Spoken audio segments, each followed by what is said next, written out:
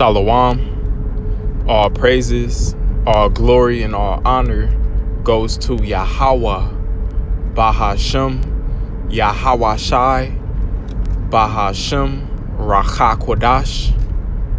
Double honors to the apostles and the elders of Great Millstone, where we learn this truth from.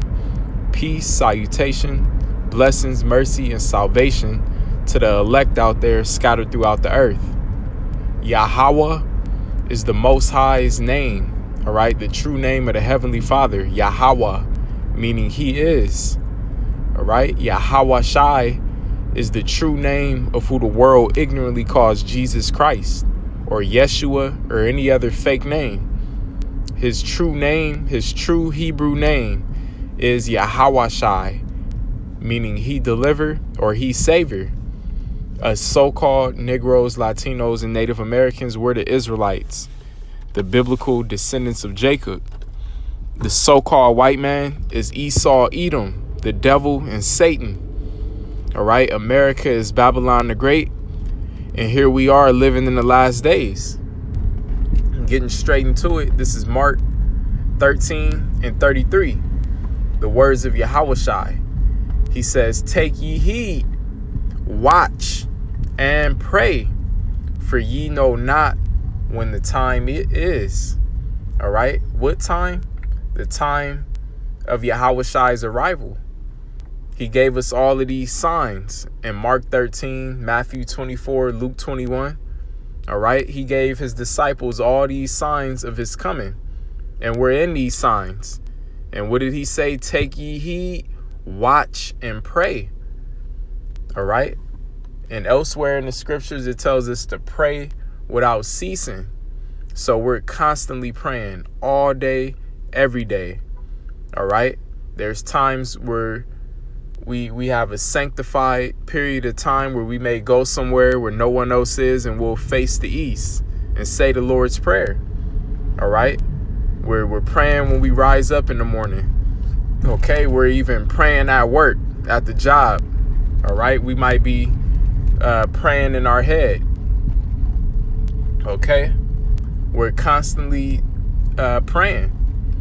All right, you may be around people and you're not able to get away, but we're still praying in our heads. All right, we may not even be facing the east, but our our mind is towards the east, facing Jerusalem. And what are we praying for? We're praying for the destruction of this place.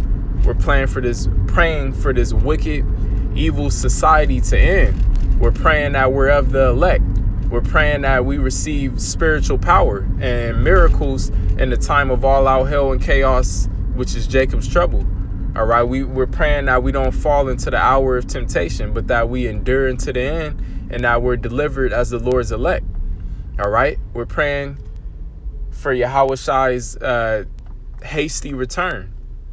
All right, that's what we're praying for. And what are we watching?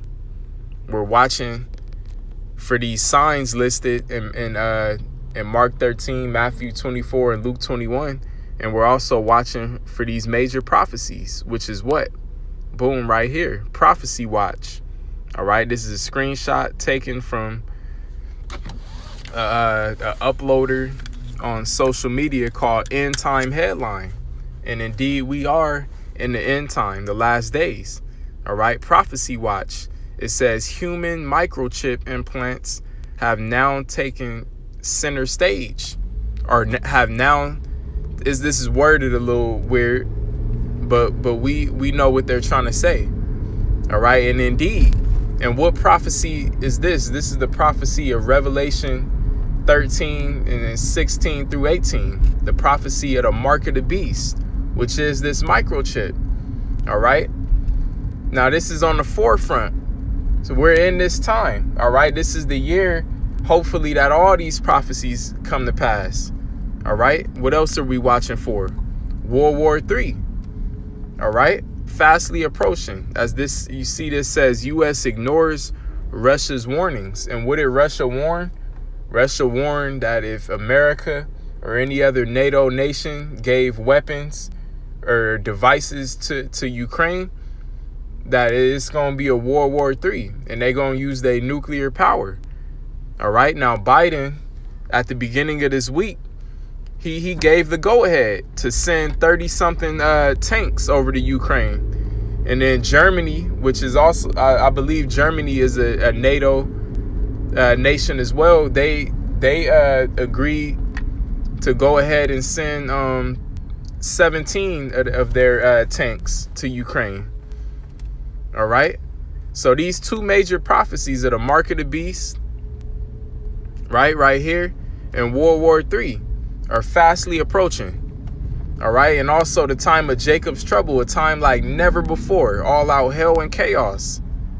All right. And what exactly is in store? Things like this. Watch. All right. This is the key word, as you see the title of this lesson. Watch. Researchers create shape-shifting, Terminator-style humanoid robots that can liquefy, just like in that last Terminator movie that came out. All right, we're in a time like never before. We're about to see things in real life that we've been watching in these so-called sci-fi movies, which that was nothing but predictive programming. All right, so all of these things are leading up to the return of Yahushai. So going back to Mark 13 and 34, I'll read 33 again. It says, "Take ye heed, watch and pray, for ye know not when the time is." All right, so we're watching for the prophecies and we're praying for all of these prophecies to soon take place, and they are. It says, "For the Son of Man is as a man taking a far journey." All right, because Yahushai, he gave us this word, and then he sacrificed himself. All right, he was tortured. Well, firstly, he was betrayed by his own people. All right, they turned him over to the Edomites, the Romans, known as the Romans at that time. Right, they tortured him, and they nailed him to that cross. All right, and on the third day, he resurrected from the dead. All right. He was in the grave for 3 days, and then he rose, and he sits on the right-hand side of the Most High Yahweh in the spiritual realm, and he's waiting for the Most High Yahweh to give him the go-ahead to come back and take vengeance. All right, and when he comes and gets his vengeance and gets his glory in this earth, guess what? He's going to glorify his servants. He's going to glorify his disciples, those that endured to the end and waited patiently on him. Right? He's going to reward us, Lord willing. I'm a part of that. He's going to reward us with crowns. All right? Crowns of life, power, dominion, rulership. All right? That's what we're waiting on.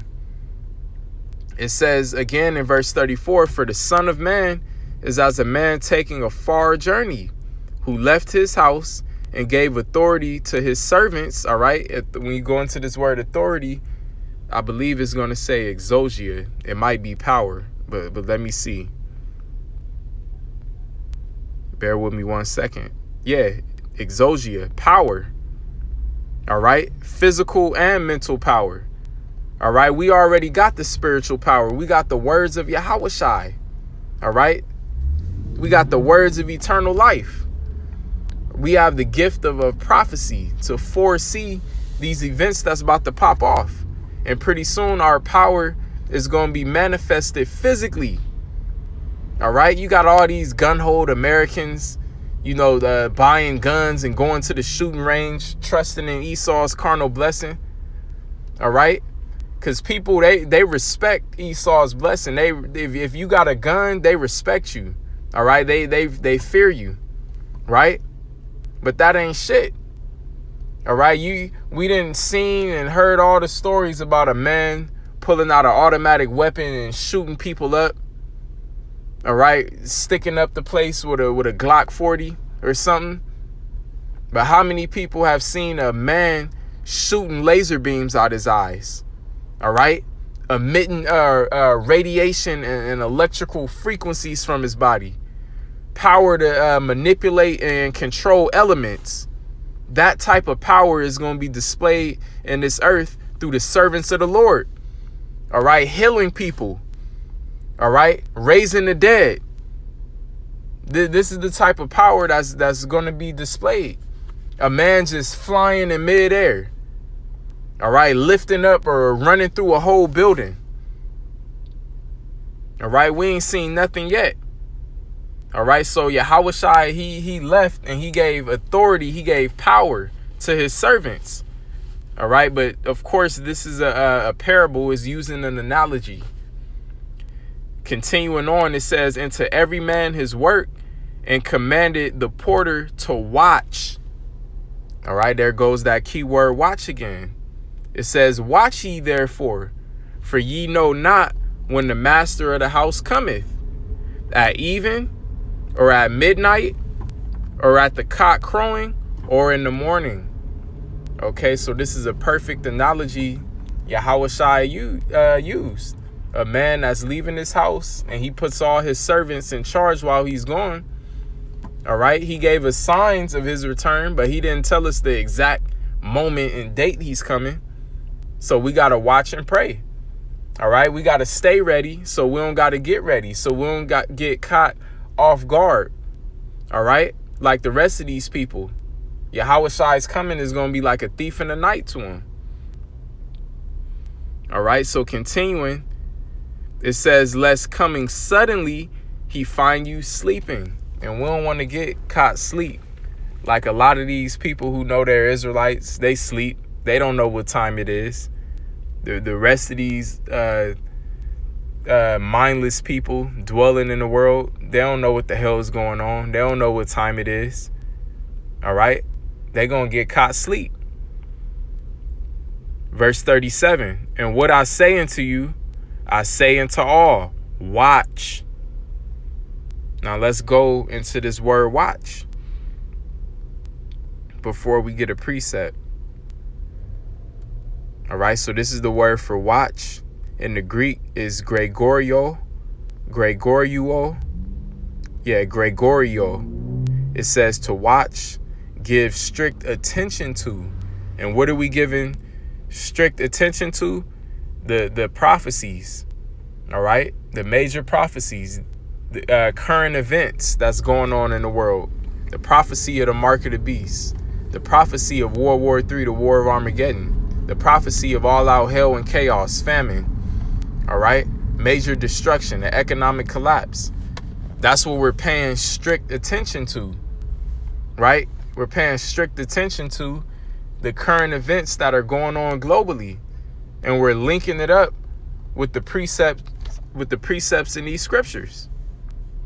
It says to take heed lest through remission and indolence some destructive calamity suddenly overtake one. All right, and indolence pretty much means to just be asleep. All right, to be lost in the sauce. All right, and remission deals with grace, which we're under grace right now. All right, but going to the Strong's definition, what does it say? It says, watch, keep awake, be vigilant, right? Watchful. All right, so again, Mark 13 and 37, Yahushua says, "And what I say unto you, I say unto all, watch." All right, pay strict attention to what's going on. Have your head on the swivel, be vigilant. All right, have your eyes wide awake. Now let's grab this precept in Habakkuk, and we'll end it here. Habakkuk 2. What does the prophet Habakkuk say? He says, "I will stand upon my watch." And that's our lot. That's our job title as the prophets of Yahweh Ba'ashem Yahushai. To be watching. And not only watching, but to be blowing the trumpet, to be warning the people, to be prophesying of what's to come. So I will stand upon my watch and set me upon the tower, and I will watch to see what he will say unto me, and what I shall answer when I am reproved. And the Lord Yahweh Ba'ashem Yahushai answered me and said, write the vision. All right, and all the visions have been recorded. They've been written in these holy scriptures. It says, and make it plain upon tables that he may run that readeth it. And these prophecies are plain. The prophecy of the mark of the beast, that microchip, is plain upon the tables, crystal clear, for those who have the eyes salve to see and the ears to hear. It says, for the vision is yet for an appointed time. So we're in this sanctified appointed time. We're in the time of Matthew 24. All right, this is it.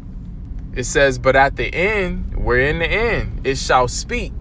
And these prophecies are speaking. All right, you turn on your local news, the newscasters are speaking these prophecies.